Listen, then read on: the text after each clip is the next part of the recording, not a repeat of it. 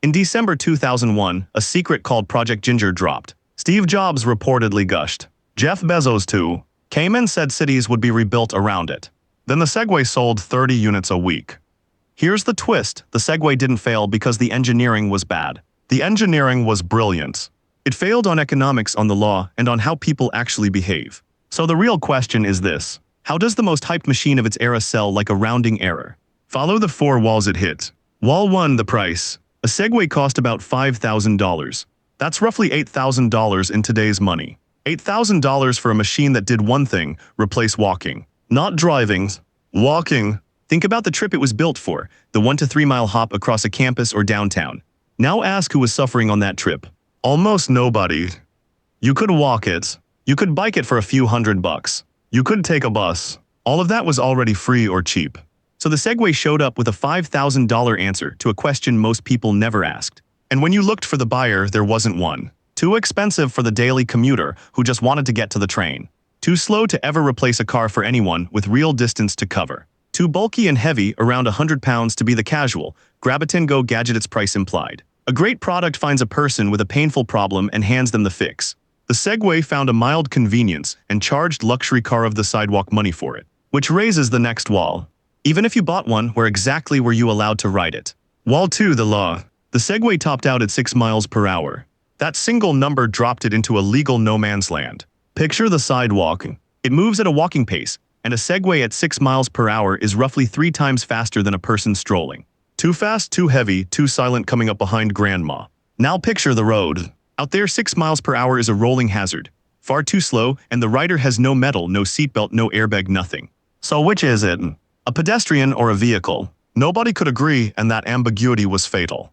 Cities didn't wait around to decide. San Francisco banned Segways from its sidewalks.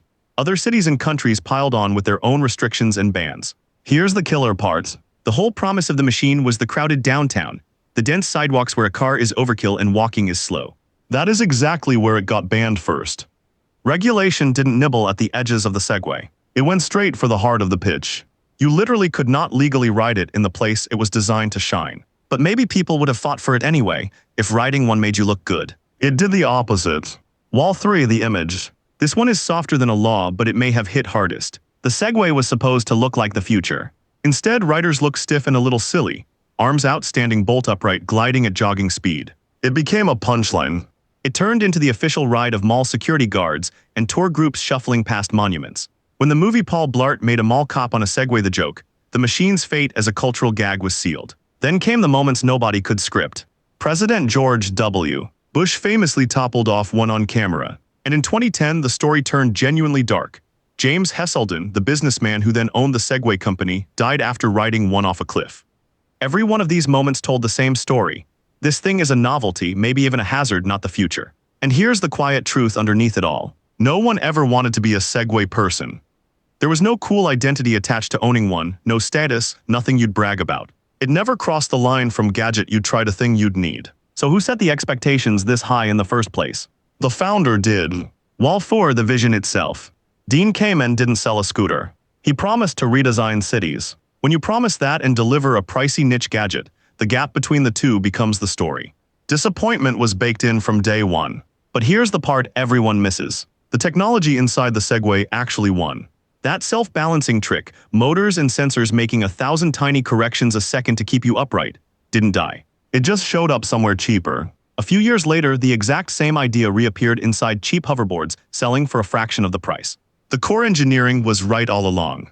The company itself limped on and changed hands, eventually sold to the Chinese firm Ninebot in 2015. And in 2020, it quietly stopped making the original machine for good. So the idea wasn't wrong. Balancing yourself on 2 wheels caught on massively. It was the form factor, the price tag, and the timing that were wrong.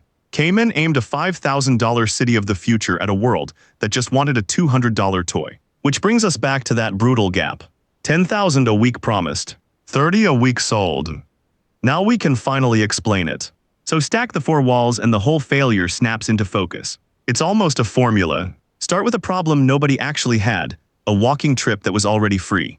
At a price so high that even the curious walked away. Make it illegal to ride in the one place it was built for. Then wrap the whole thing in an image people were embarrassed to be seen in.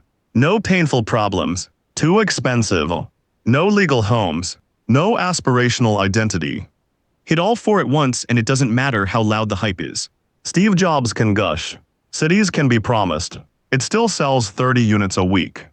That's the real lesson of the Segway. Engineering brilliance and a mountain of hype cannot save a product that has no natural user, nowhere legal to go, and nothing you'd be proud to own. Cayman projected 10,000 a week. The market delivered 30. That gap wasn't a marketing miss. It was four walls the machine was never going to climb. The Segway is the clean version of a pattern that repeats every few years. A revolution arrives, drowning in hype, having skipped the boring questions. Who actually needs this? Can they afford it? And are they allowed to use it? Next time a machine promises to reinvent your city, run it past those three walls first.